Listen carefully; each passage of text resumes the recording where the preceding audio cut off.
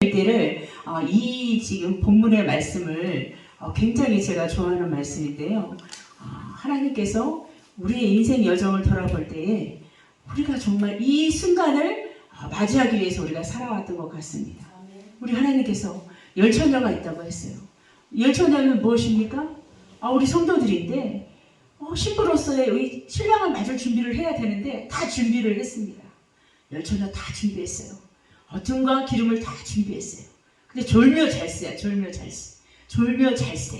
한밤중에 신랑이로도 할게 이 신부들이 이제 신랑이 왔으니 얼마나 좋아요. 이제 등과 기름을 가지고 이제 맞을 준비를 해야 되는데 이 미련한 다섯 처녀는 기름이 부족하다고 했어요. 밤중에 6절 보겠습니다. 5절에 신랑이 더디오므로 다 졸며잘세.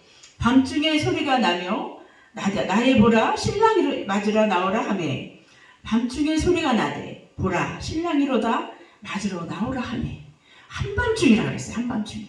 한밤중에 우리 방금 찬양했는데 언제 주님 오실지 모르는데 한밤중에 오셨다 그랬어요. 무엇입니까? 우리가 알지 못할 때 오신다는 거. 우리가 정말 이때나 저때나 기다린다 할지라도 주님은 우리가 예상치 못한 때에 오신다는 거예요. 근데 미련한 다섯 처녀도 등과 기름을 준비했습니다. 근데 왜 모자랐을까요? 슬기로운 다섯 처녀는 기름이 부족하지 않았는데 미련한 처녀는 왜 신랑이 올 때쯤 돼서 이게 부족했을까요? 무엇입니까? 이 미련한 다섯 처녀는 하나님의 말씀을 어린아이의 말씀처럼 젖먹이 신앙이었던 거예요. 삶을 살아내지 못했던 겁니다. 하나님의 말씀은 듣고 지식적으로 알고 내가 주님의 그 구원을 받았지만 삶을 살아내지 못한 거예요. 십자가를 통과하지 못한 거예요. 어린아이의 신앙에 젖먹이 신앙이었던 거예요. 단단한 식물, 정말 장성한 자의 그 신앙까지 이르지 못했던 거예요. 그래서 우리가 무엇입니까? 굉장히 조심해야 할 부분들이 내가 어떤 주님을 위해서 많은 일들을 행했다 하고 많은 기적을 행했다 하고 정말 주님은 나와 상관이 없다고 말할 수 있습니다. 이 미련한 다섯 처녀는 정말 부족했어요. 무엇이 부족했습니까? 말씀이 부족했어요. 너무 정말 우리의 심령 성전이 세워지지 않았던 거죠. 그래서 주님 오실 때에 기름이 부족한 거예요. 정말 우리가 인생을 살다 보면 잠깐 정말 내가 내 생각대로 움직일 때가 있어요. 이게 정말 맞는 것 같은데 이대로 해도 될까? 이것도 주님이 좋아하실 거야. 이것도 선한 일이니까. 근데 순간순간 주님한테 물어보고 해야 되는데 내 생각대로 움직일 때가 많이 있다는 거죠. 근데 이것을 굉장히 조심해야 되는데 미련한 다섯 처녀는 세상 일에 바빴던 것 같아요.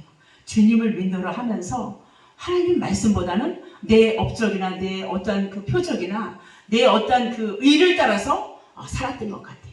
그러니까 이 마지막 시대에 기름이 부족한 거예요. 단단한 식물이 부족한 거예요. 하나님의 말씀, 해석된 말씀이 부족해서 기름을 구워러가는 그런 아주 마지막 타임에 그런 아주 실수를 범하는 거죠. 무엇입니까? 이 지혜로운 슬기로운 다섯 처녀는 등과 기름을 준비한 거예요. 삶을 살아낸 거예요. 말씀과 삶으로 그 십자가의 고난의 삶을 통과하면서 하나님의 주신 연단을 다 받으면서 그 고난의 십자가를 감당하면서 주님이 원하시는 삶을 살아냈다는 거예요. 그래서 무엇입니까? 우리가 주님을 얼마나 이 심장폐부까지 사랑하고 있는가 그 온도를 주님께서 보시는 거예요. 마지막 때. 그 밤중이로다 한밤중에 주님이 우리를 찾으러 오실 때 우리의 정말 그 심장폐부까지 우리의 그 심령 깊은 곳까지 주님으로 채워져 있어야 된다는 거죠. 주님의 그 사랑으로 채워져 있어야 된다는 것이죠. 그래서 무엇입니까? 깨어있는 자가 되어야 된다는 거예요. 깨어있는 자인데 어떻게 깨어져 있어요? 주님으로 만족하는 삶을 살아야 돼요. 저도 참 부족한데요. 정말 그래서 주님은 마지막 때 믿는 자를 보느냐 그렇게 말씀하신 것 같아요. 정말 여태까지 잘 살았는데 이 정말 얼마 남지 않는 때에 우리가 정말 띠뜻미지근한 신앙이 돼서는 안 될 것 같습니다. 저부터도. 그래서 요즘에 더 이렇게 예배 자리에 많이 나오려고 하는데요. 그래서 이렇게 예배 자리에 많이 나오고 어떤 그 정말 믿음의 사람들이 이렇게 많이 뜨거운 예배가 어떤 찬양 속에 많이 있으면 정말 그곳에 정말 충만해지는 것을 제가 느끼고 있어요. 그래서 주님이 이러한 그 삶을 기뻐하시는데 때로는 내 생각대로 움직여서 살 때는 얼마나 주님이 마음이 아프셨을까 이런 생각도 해봅니다. 그래서 무엇이에요? 우리가 슬기 있는 자들이 대답하여 가로되 9절 보겠습니다. 우리와 너희 쓰기에 다 부족할까 하노니 차라리 파는 자들에게 가서 너희 쓸 것을 사라 하니. 그래서 이 주님이 오실 때는 이 인정사정이 없는 거예요. 1대1의 관계, 너와 나의 관계. 주님은 굉장히 냉정하시죠. 이럴 때는 나는 너를 모른다. 주여 열어주소서. 우리 이제 기름을 준비해 갖고 왔습니다. 주여 열어주소서. 나는 도무지 너희를 알지 못한다 그러시잖아요. 얼마나 냉정하십니까? 그러니까 우리는 정신을 차려야 되겠죠. 정신을 차려야 돼요. 그래서 제가 여태까지 이렇게 알았던 주님, 알았던 정말 내가 만난 하나님은 자기 주님한테 이렇게 붙어있기를 원하시는 것 같아요.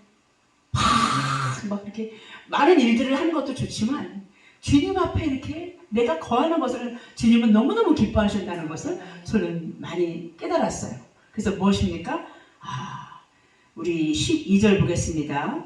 대답하여 가로되 진실로 너희에게 이르니 내가 너희를 알지 못하노라 하였느니라. 13절에 그런즉 깨어있으라 너희는 그날과 그 시를 알지 못하느니라. 그래서 달란트의 비유도 여기 마태복음에 나오죠. 한 달란트 받은 자는 주님 제가 이것을 정말 거의 간직해서 묻어두었나이다. 그러니까 뭐예요? 정말 주님의 책망이 있잖아요. 묻어두었다고 하잖아요. 근데 우리 달란트를 많이 남겨서 우리의 삶의 열매를 맺기를 원하시는 거예요. 그러려면 나를 불살라 태워야 되겠죠.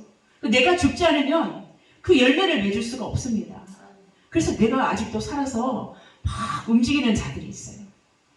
막 내 성질 하나 못 죽여서 막 공동체를 흐리고 막 상대를 아프게 하고 막 어디를 가나 그냥 막 그 분위기를 막 싸하게 만드는 그런 사람들이 있지 않습니까?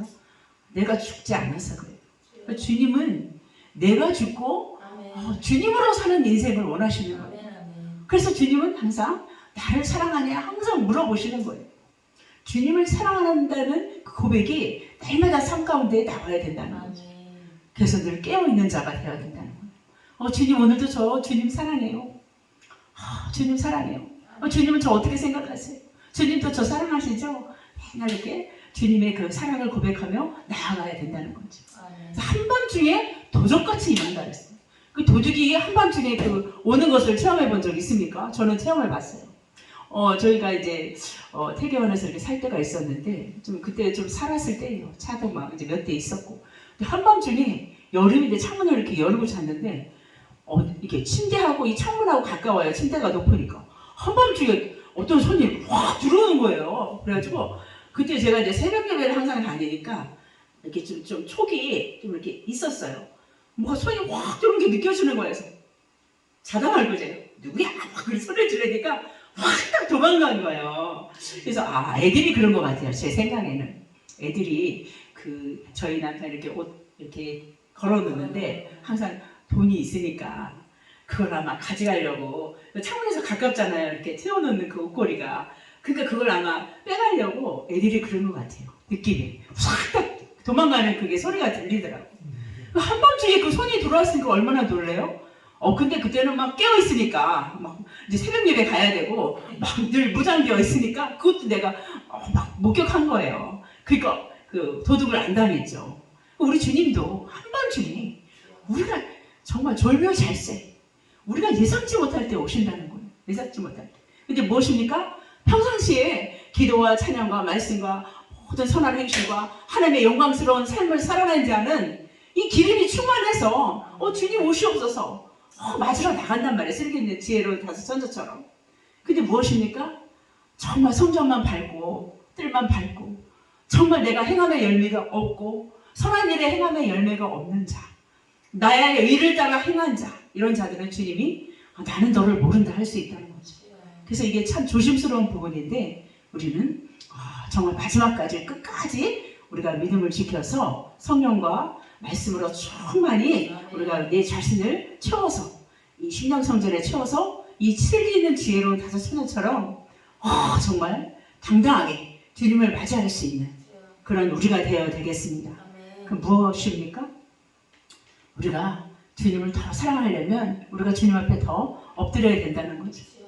말씀 앞에 더 엎드려야 되고 하나님 말씀을 묵상해야 되고 그 말씀대로 내가 과연 살아냈는가 내 자신을 비추어 볼 때에 정말 지금이라도 늦지 않았으니까 정말 예배의 자리에 더 나와야 되면 좋겠습니다.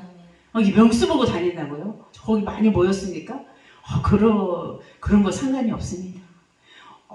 나의 그 예배를 하나님이 받으시면 그걸로 만족한 거예요. 우리의 그 정말 모든 일거수일투족을 주님이 보고 계시는데 우리의 중심을 하나님 앞에 드리면 하나님께서 기쁘게 받으시면 그걸로 만족하는 거예요.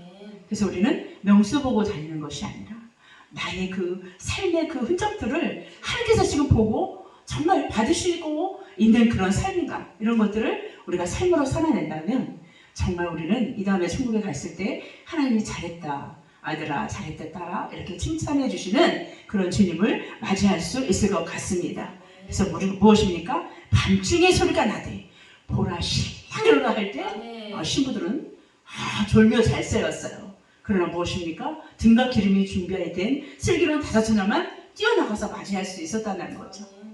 그래서 남들은 막 구원했는데 나 자신이 구원 못 받으면 얼마나 비통한 삶입니까 그것이. 그래서 마지막 때는 내 자신을 많이 챙겨야 된다고 생각합니다.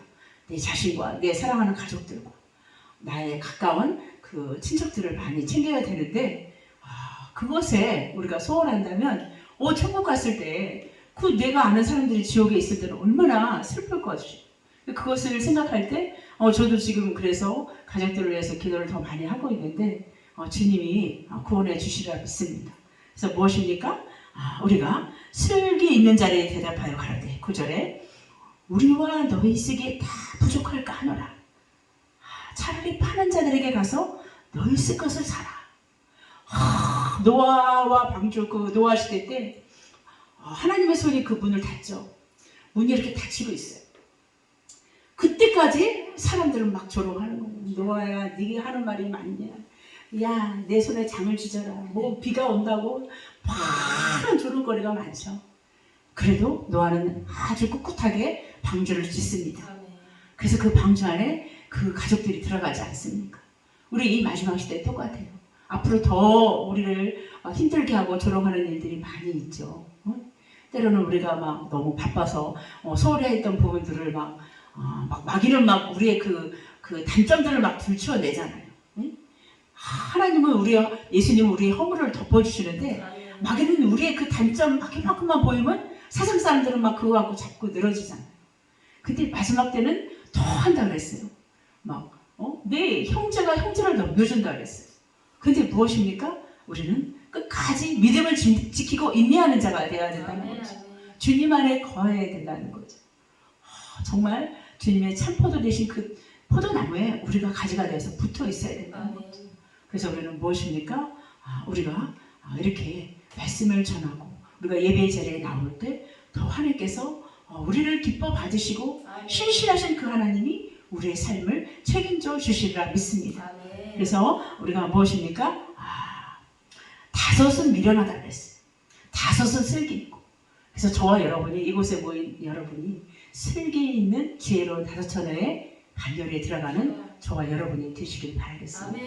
그래서 우리가 미련한 자가 되지 않도록 내 업적보다는 내가 주님을 사랑하는 그 마음이 더 클 수 있고 그러한 삶을 살아낼 때 정말 주님은 우리를 사랑하고 나도 주님을 사랑하고 정말 그 안에서 우리가 참된 행복을 누리며 살 때에 우리가 천국까지 이어지는 삶이 되는 줄 믿습니다. 그래서 그런즉 깨어있으라. 너희는 그 날과 그 시를 알지 못하느니라. 우리 마태복음 25장 13절에 우리가 다 읽었는데요. 깨어있으라는 거죠. 깨어있으라고. 졸며 잘세 될지라도 우리가 영적으로 늘 깨어있으면 주님이 언제 어느 시간에 오실 때 우리는 반응하며 주님께 달려나갈 수 있는 그런 신부가 될 수 있다는 겁니다.